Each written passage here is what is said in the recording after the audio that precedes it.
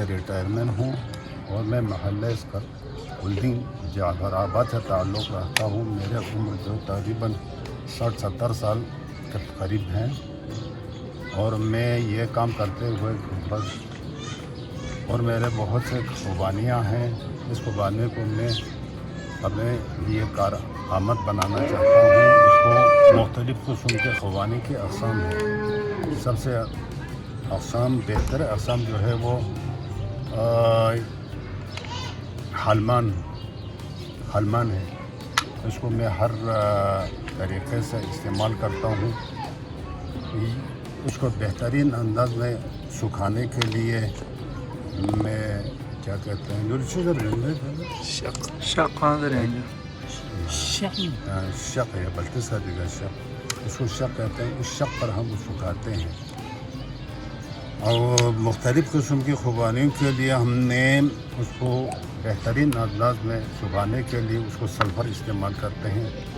Sulphur کے استعمال کے لیے یہ سارے شق جو ہے میں خود اپنے ہاتھ سے بنایا ہے. اس کو فریم بنا ہے. ایک فریم میں 14 شق آتے ہیں. اس کو میں سلفر لگانے کے بعد سلفر لگانے کا عرصہ جو ہے وہ 1 گھنٹہ ہے. 1 گھنٹہ بعد اس کو میں نکالتا ہوں اس کے فریم سے. پھر اس کو سکھانے کے لیے اس کا مطلب دھوپ تیز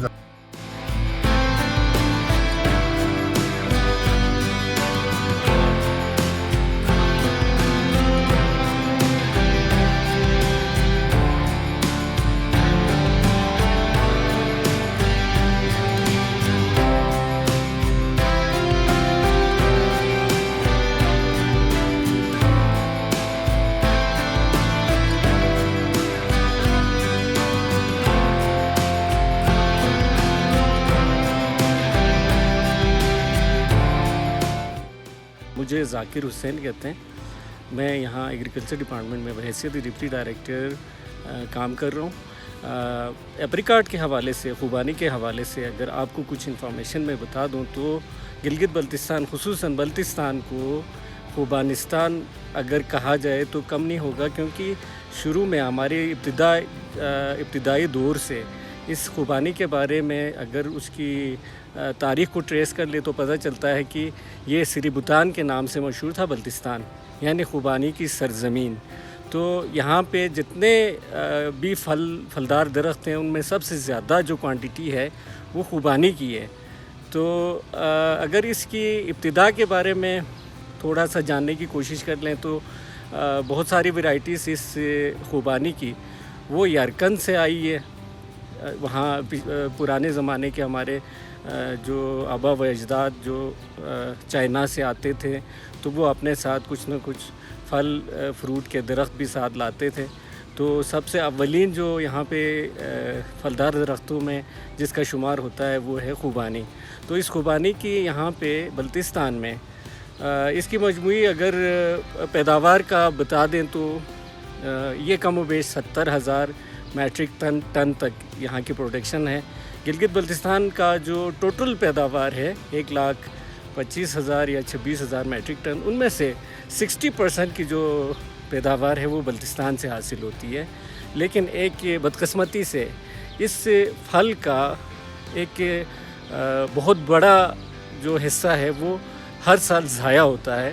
ابھی آپ نے دیکھا ہوگا کہ خوبانی پکنے کا سیزن بالکل عروج پہ ہیں اور بہت سارے لوگ اس خوبانی کے بہت بڑی تعداد کو، ایک کوانٹیٹی کو ضائع بھی کر رہے ہیں.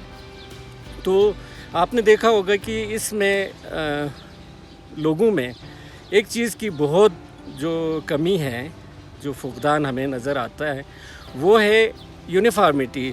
لوگ اب مختلف قسم کے جو خوبانی کی اقسام اگاتے ہیں.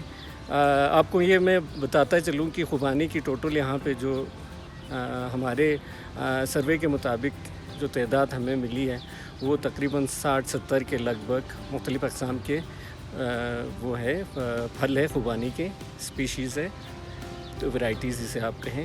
تو ان میں سب سے زیادہ جو مارکیٹ ویلیو جس کی ہے وہ ہے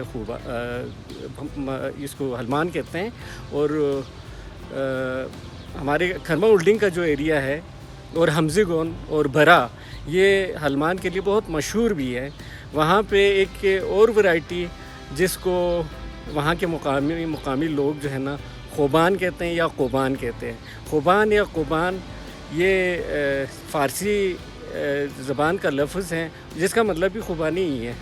تو اس سے آپ کو اندازہ ہوگا کہ یہاں خوبانی کی جو تاریخ ہے وہ کتنی پرانی ہے اور کن لوگوں کا اس کی ٹرانسپورٹیشن میں رول رہا ہے وہ بھی آپ کو اندازہ ہوا ہوگا ان کی نام سے اور ان کی تاریخ سے.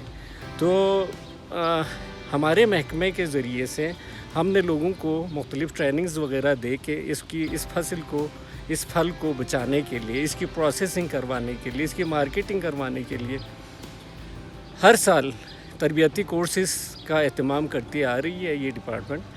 تو اس سال بھی ہمارا پروگرام ہے، بلکہ ہم نے بہت سارے جو ویلیز میں لوگوں کی آگاہی کے لیے ٹریننگز وغیرہ رکھے تھے. حال ہی میں آپ نے سنا ہوگا کہ شگر چونکہ زمانہ قدیم سے خوبانی کی پیداوار میں بہت زیادہ مشہور ہے، تو وہاں پہ ہم سالانہ خوبانی کا میلہ جسے ایپریکاٹ فیسٹیول کے نام سے وہ رکھتے آ رہے ہیں 2019 سے.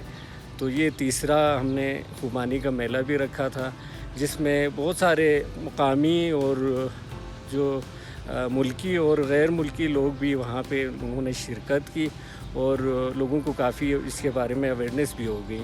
تو جہاں تک اس بلتستان کو خوبانی کی سرزمین کہتے ہوئے اس خوبانی سے ہمیں جو خاطر خواہ جو فائدہ ملنا چاہیے وہ ابھی تک نہیں مل رہا. تو جس کی سب سے بڑی وجہ وہ یہی ہے کہ لوگوں میں تجارتی بنیاد پہ کوئی خوبانی کے باغ لگانے کا کوئی کنسیپٹ نہیں ہے، وہ تصور ان کے پاس نہیں ہے. دوسرا، اگر باغ لگا بھی لیں تو ان کی نہ مینجمنٹ کا خیال رکھتے ہیں، نہ ان کی ایک جیسی ورائٹیز لگانے پہ یہ لوگ کچھ سوچتے ہیں. تیسرا، جو اس کی مارکیٹنگ اور اس کی پروسیسنگ کے حوالے سے، چونکہ ہمارا علاقہ دنیا کے دوسرے تمام علاقوں سے بہت دور ہے، ہمارا ایکسس پاکستان کے ساتھ صرف ایک سائڈ سے ہے، تو اس ٹرانسپورٹیشن میں ایک بہت بڑی خلا ہے جس کی وجہ سے ہم اپنے خوبانی کے پکے ہوئے یا پروسیس شدہ یا فریش جو پھل ہے وہ یہاں سے ملکی یا غیر ملکی منڈیوں تک نہیں پہنچا سکتے. اس کے لیے یہاں پہ چھوٹے لیول پہ اگر انٹرپرینیور بن کے انٹرپرائزز وہ اپنا کوئی یونٹ بنا کے یہاں پہ اس کی فریش ایپریکاٹ کی ٹرانسپورٹیشن یا اس کی پروسیسنگ کر کے یا اس کے بائی پروڈکٹ بنا کے اگر وہ مارکیٹ تک لے جائے تو اس خوبانی سے ہمیں بہت زیادہ فائدہ ہوگا. یہ خوبانی صرف اور صرف پھل کے لیے نہیں بلکہ اس کے آئل کنٹینٹ، اس کی درخت کی اپنی لکڑی کی حیثیت اور اس کے ہر چیز کی، ایون اس کے شیل تک کی بھی بہت قیمت ہے. تو ہر چیز اس کی قیمتی ہے. ان سب کو اگر یکجا کر کے اگر کوئی ایسا پروگرام مرتب کر لے تو اس خوبانی سے ہم اپنے بلتستان کی تقدیر کو ہم بدل سکتے ہیں.